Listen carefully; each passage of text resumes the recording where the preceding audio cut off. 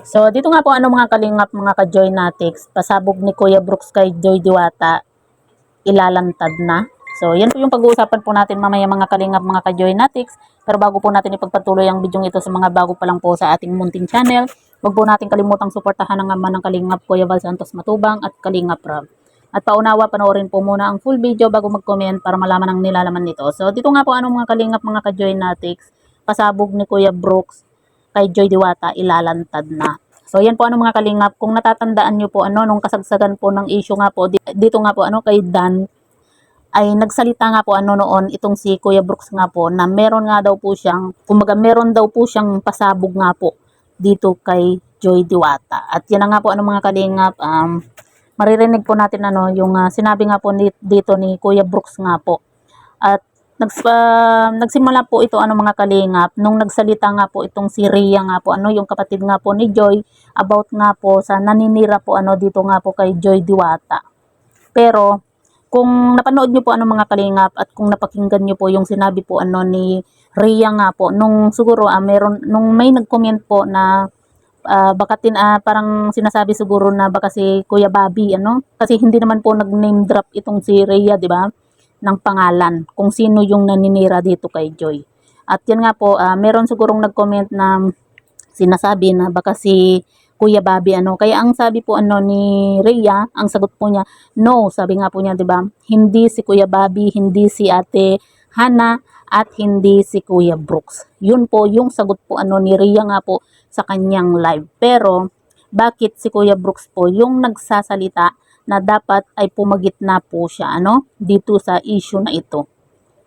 Kasi hindi naman po siya yung parang tawag dito, sabihin na nating pinapatamaan or sinasabihan na naninira dito kay Joy Diwata nga po. Kasi wala naman pong binanggit na pangalan itong si Rhea at sinabi nga po niya 'di ba na hindi si Kuya Bobby, hindi si Ate Hana at hindi sila Kuya Brooks. Ibig sabihin wala po sa kanilang tatlo.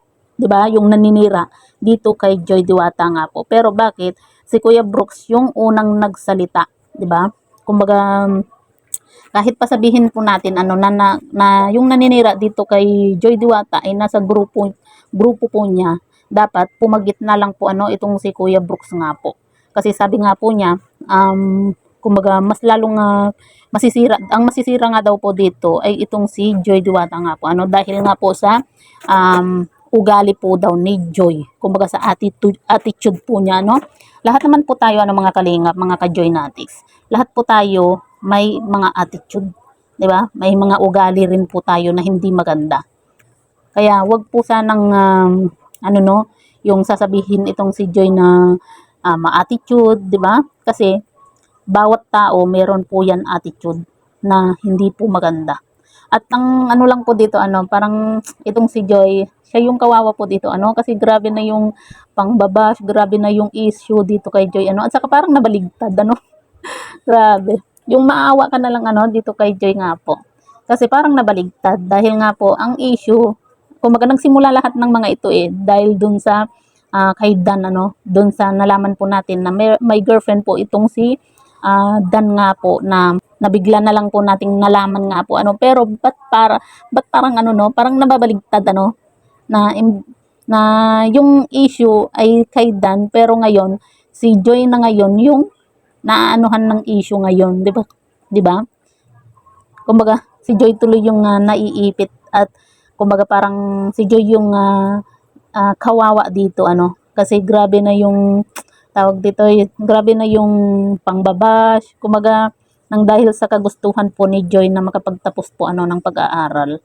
Kumbaga sobra-sobra na yung mga natatanggap po niya na mga ganito na issue, yung mga pangbabash, 'di ba?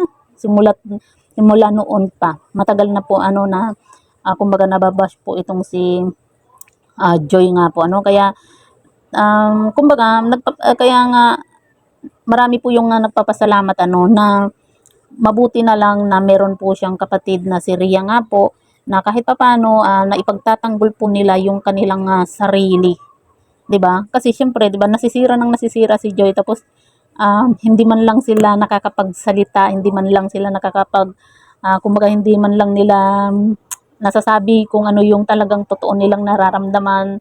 Kaya nga nagpapasalamat yung iba na buti na lang meron pong channel itong si Rhea kahit papaano nalalaman yung sa loobin po nila ano kasi hindi naman po pwede na tanggapin na lang ng tanggapin ni Joy yung pangbabash po sa kanya, yung mga paninira, 'di ba?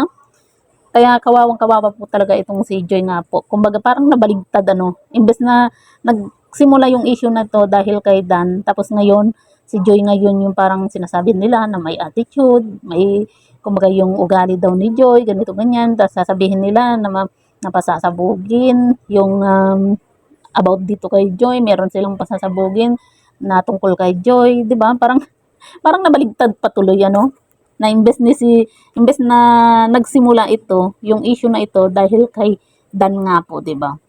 Tapos si Joy ngayon yung nababas na sisira ano. Kaya dapat umaksyon na po ano itong si Kalinga Prab nga po tungkol dito kasi 'di ba sabi naman po ni Kalinga Prab noon na walang pwedeng walang pwedeng manira ano sa mga angels, 'di ba? Pero yun yung nangyayari po ngayon. Kaya sabi nga po ng ibang mga viewers na dapat aksyonan na po ano ni Kalinga Prab nga po yung patungkol po dito sa kumakalat nga po na issue ngayon at dapat itong si Kuya Brooks ay pumagitna lang po siya. Kasi hindi naman, wala namang pong binanggit na pangalan ano, itong si Rhea nga po, yung kapatid ni Joy.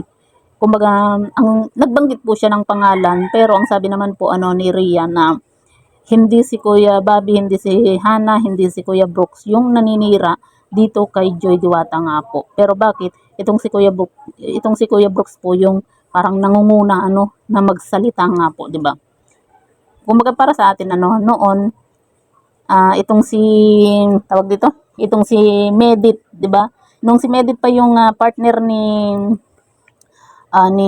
Dan, nung natapos na yung love team ng Medit, kumbaga marami silang issue ano, ang Team Brooks nga po dito kay Medit, kumbaga maraming issue yung about sa ugali, guys, yung ganito, ganyan, ganyan. Tapos ngayon na itong wala na yung Danjoy, itong si Joy naman yung sasabihan nila na may attitude, na meron siyang ugali at kung ano daw yung narinig daw po nila yung isa sa kasamahan po ano ni Kuya Brooks nga po, narinig daw po mismo na yung sinabi po na ni Joy Diwata nga po ano tungkol dito kay Kalingap Dan nga po.